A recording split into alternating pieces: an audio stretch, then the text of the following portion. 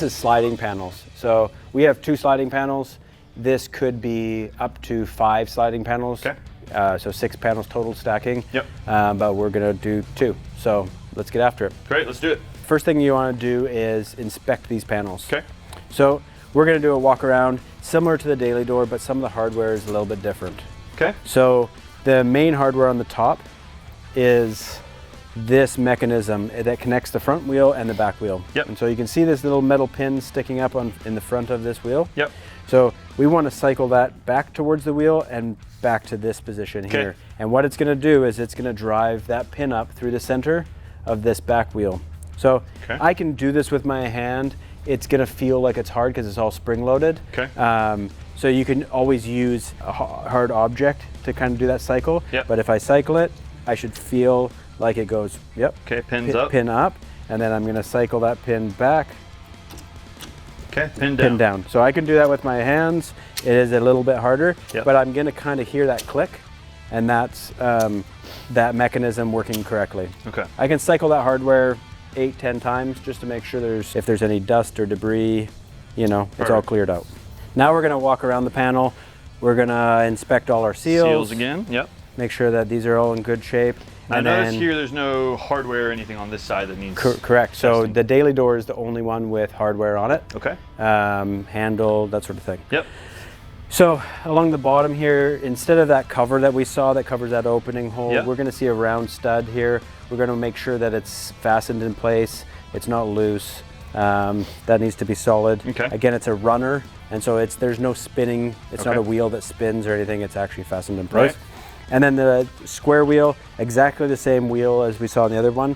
It's actually sitting closer to the end of the panel, but same idea. You want to make sure that it articulates and it can spin around so that you can align that properly. Perfect. As we come up the door on the back side, this is panel number 2. Okay. So we have hardware here that the lock and the latch mechanism will integrate with. Okay, perfect. And so these latch plates, again, they're adjustable vertically here, but you want to make sure that they're set in place. They're there. Okay.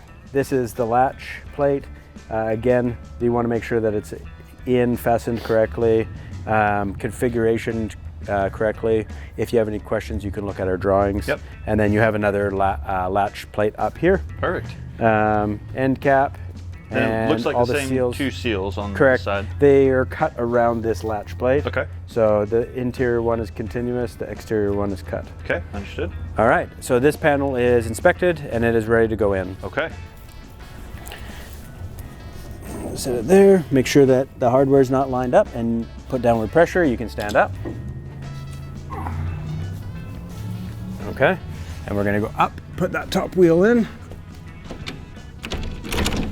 Making sure that the top stays in the track. I can kind of carry the weight of the door here and configure, again, round side here. So you can see that this side of the wheel is rounded. So then we've got a square, square, square, and we're back to a rounded surface there. So that rounded surface is gonna align in this runner in the track. Rounded wheel on the exterior side. I'm gonna slide it down into that runner. And again, I want to make sure that it feels like it's in the right runner here. If there's a lot of friction, then it could be configured wrong. Someone's going to hold the weight on the front of the panel and they're going to slide it along all the way. And then right here, we're going to want to be as close to the tracks as possible. The bottom wheel is going to hit first.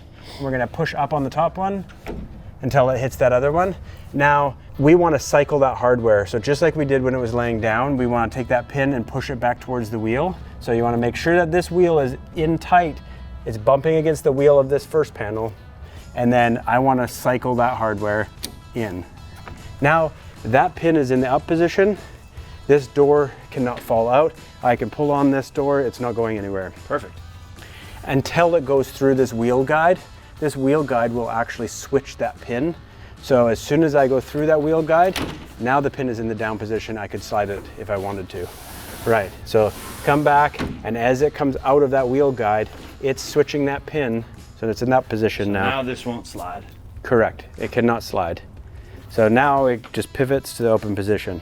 You'll notice that we have some magnets in that panel that hold it to this first panel is just enough that they're not blowing around in the breeze, but not so much magnetism that you can't get your fingers in. So earlier you had mentioned the daily door being a little bit wider than the sliders. Correct. Can you speak to that here? Right, so the pivot point on the first panel is offset, so you actually have a little bit of a tail Okay. on the interior side there. Yeah. And that's just so that when it pivots closed, it seals really nice on the side jamb. Okay, tight seal. On this outside, where the handle is, we want this door to stack in as tight as possible. Okay.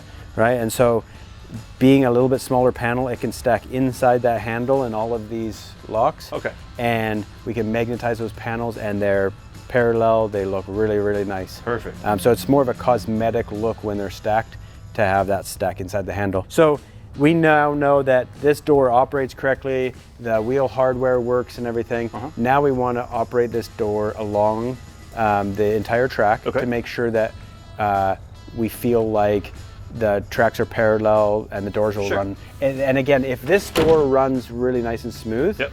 then we know that all the other panels should, because the hardware setup from production is done by a CNC machine. It's perfect. Okay. And so if this first panel is right, then all of the rest of them should run perfect and stack. Okay. So once the door is in, I want to make sure that I'm pushed all the way in, and now this door should slide along. I haven't lubricated these wheels. There could be dust and dirt and all of that stuff. Okay. I'm not so worried about it gliding effortlessly at this point, Right. because I want to check it for reveals.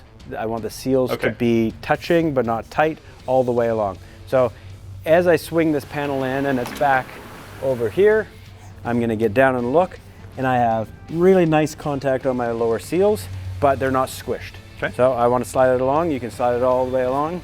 And as I go, I can look and I can see, hey, it looks to me like these seals are coming up just a little bit right here. Okay. At this point. So I know I have an adjuster right above there. Right. Right. So it's probably running a little bit tighter at this point. Yep. Because it's stretching that bottom wheel. So while the door's in place, I could move it back. I can leave it here. I can put get my adjuster, and I'm just gonna back it off 2 half turns. And now I can look down here and see if I have seal contact. I have contact. I want a little bit better contact. Okay. I'm gonna come down 1 more half turn. All right, so now if I watch that bottom seal all the way as Okay. you operate it, it's consistent the entire way now. Great.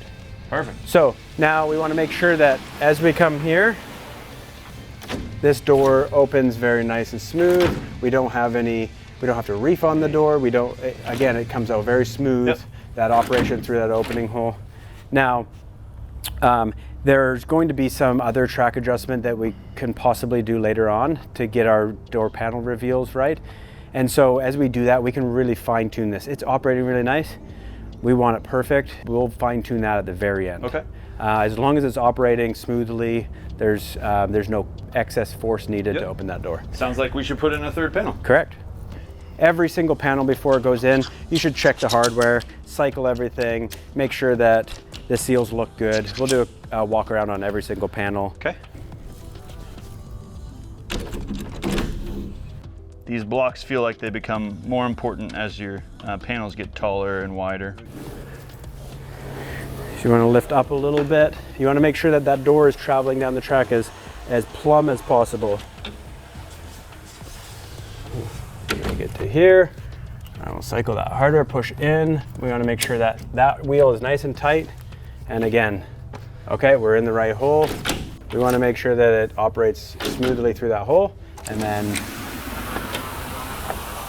now, this is important that if these panels were all built square, same size, everything is right, Yep. then every single panel after that second panel should operate the Feel same. exactly So the same. I should be able to look at those seals and see that, yep, great contact all the way. It's that brush seal is standing tall, and there's contact to the lower track, but we don't have any squishing, Yep. and we don't have any light coming Perfect. through. So now all our panels, we've operated them They're all adjusted properly. Yep. The seals are touching. We just want to inspect all our seals on these one last time to make sure that there's no damage. It's easiest to do when they're in the stacked position. You have a good visual of everything. Sure. And so if that's good, we're ready to move on to phase 7. Looks good on this side. Let's All right. do phase 7. Cool.